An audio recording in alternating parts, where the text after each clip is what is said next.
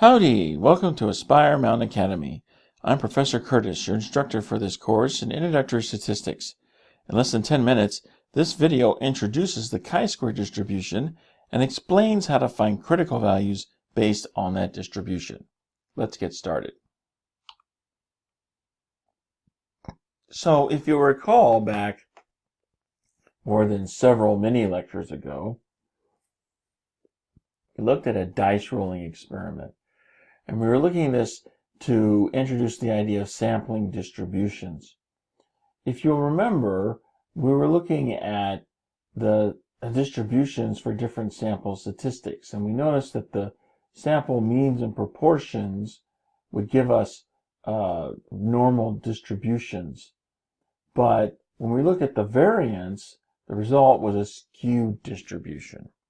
So when we're looking to calculate confidence interval estimates on standard deviation or variance, we're going to be looking at a skewed distribution. So we need a skewed type of distribution to use to calculate our confidence interval estimates. And that's going to be the chi-squared distribution.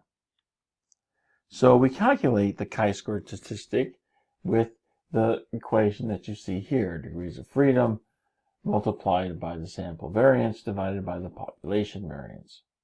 Now, I know this looks like a capital letter X, but in reality, it's a Greek letter, and the name of the Greek letter is chi, hence the name chi-square distribution.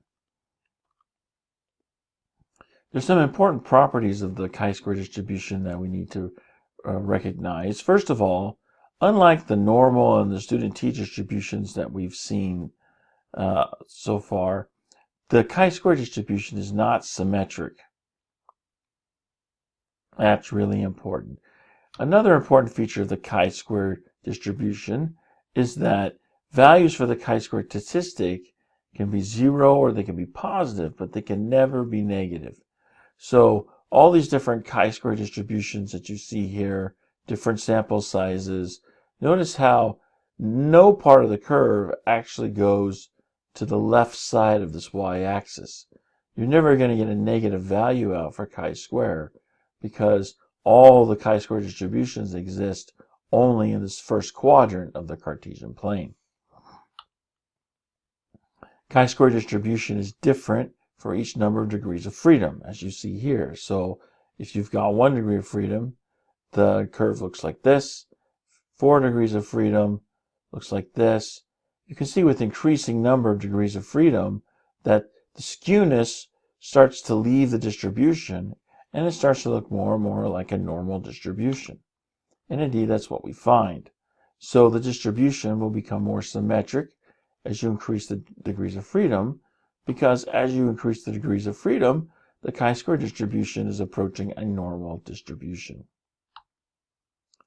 Now, for most of the sample sizes that we're going to look at, the chi-square distribution is going to be quite skewed. And so we're going to need to calculate 2 critical values, one bordering on the left tail critical area and one bordering on the right tail critical area. Because the chi-square distribution never gives a negative chi-square statistic and it's not symmetric, that means these 2 critical values are going to be very, very different numbers. Unlike what we've seen before with the normal distribution and the student t distribution, these distributions are these distributions are symmetric, and so the critical values for a 2-tailed critical area tend to be pretty much the same, except that just one's positive and the other's negative. Not so with the chi-square distribution. You're going to get 2 very different numbers coming out of this. Let's take a closer look at those 2 different numbers, what I'm talking about here. We can calculate critical values for chi-square distribution using a chi-square distribution table, just like we had distribution tables for the normal distribution, student t distribution.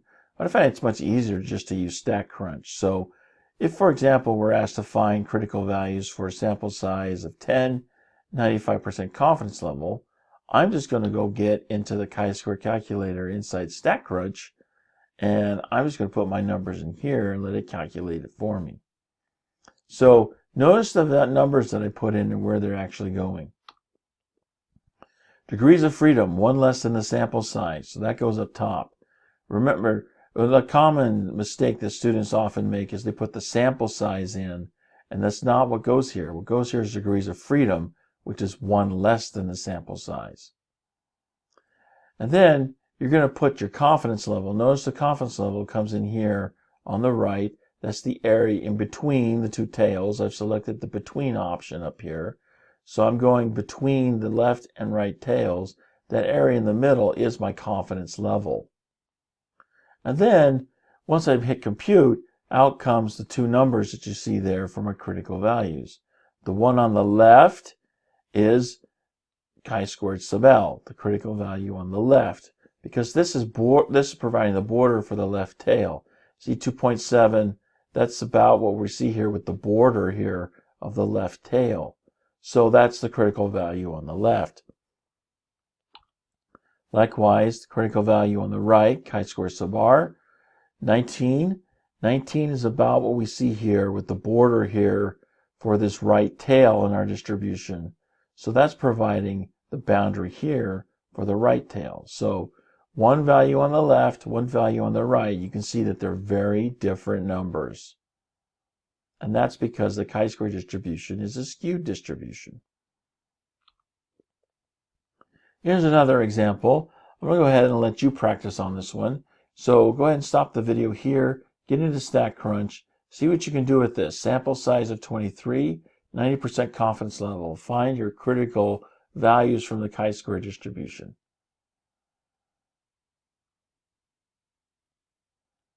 Okay, I hope you got this one down.